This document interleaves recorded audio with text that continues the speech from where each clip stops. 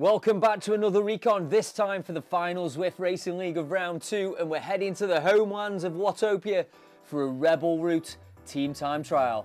Let's get in to this week's Recon.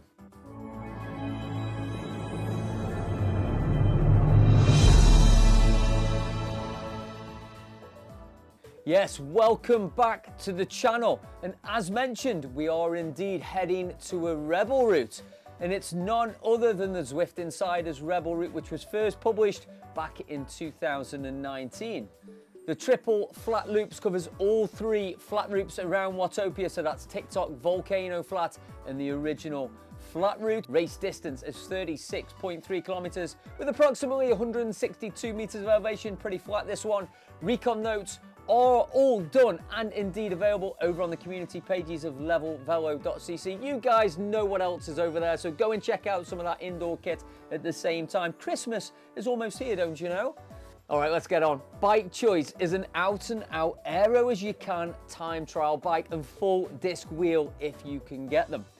Go and check out the links in the description below for the Zwift Insider pages to find the best options at your level. No power-ups to think about. This is all about the strength and most importantly the skill of you and your teammates when it comes to smooth pulls and transitions on the front. Managing the effort to ensure the minimum of 4 riders cross the line in the fastest possible time. And most importantly, using the course and that skill to maintain as much speed in that pace line as possible. Keep those changes clean. Ensure the rider on the front does not let off the speed until the next rider is already pushing the speed and alongside you. Keep the pace line and avoid the blob effect with riders across the road. The pace line is 100% the quicker option in team time trialing.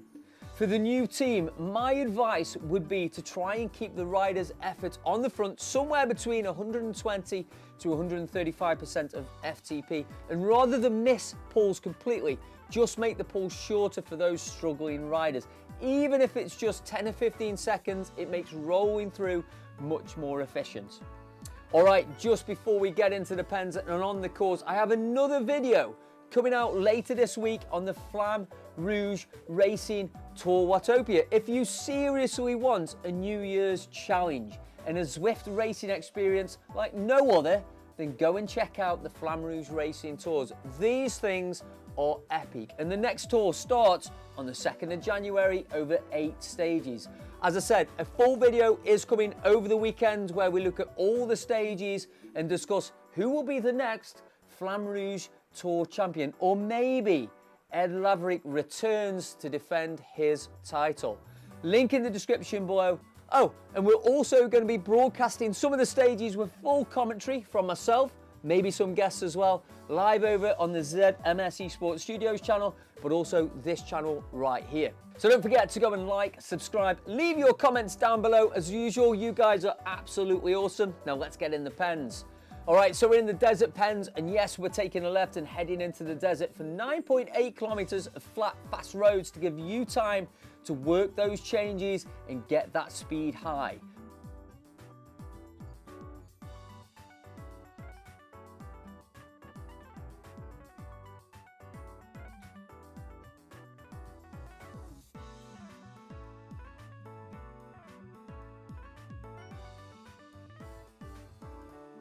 At kilometer 9.8, we then take the climb out of the desert towards the redwoods for a 900-meter climb. Watch for those splits and push over the top. Once over the top, it's a left turn on the rolling descent back towards the Ocean Boulevard and downtown Watopia. Just watch the ocean tunnels. As with most of them, there's always a rise out of the tunnel which needs more effort and focus to keep speed and also your team together efficiently. It's then through downtown Watopia. Again, watch for that false flat out of Watopia at kilometer 16.5. We then take the left turn and head through the S's for the first time. The S's are a series of short, punchy rollers. Shorten the turns here and punch through the small kickers to maintain that pace. It's then through the Italian villas, down the dirty suppressor road again. Push on the dirt section. It's not like a normal descent.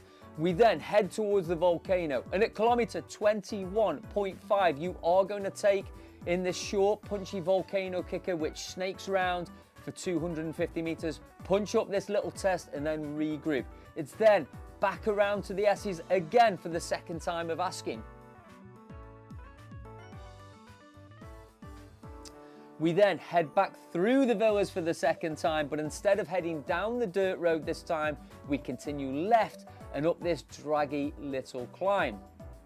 We then hang a right and start our return to Watopia through those ocean tunnels. Again, watch the rise and falls as you go through the tunnels. Riders will be getting tired, and in particular that last little pinch out of the last ocean boulevard, which comes at 31.6. Make sure you've got that minimum of 4 riders at this point.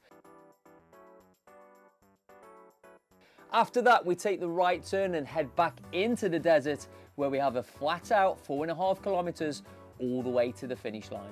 Make sure you get the required 4 riders over the line in the fastest possible time. Some riders taking those notorious suicide falls might also be a good idea.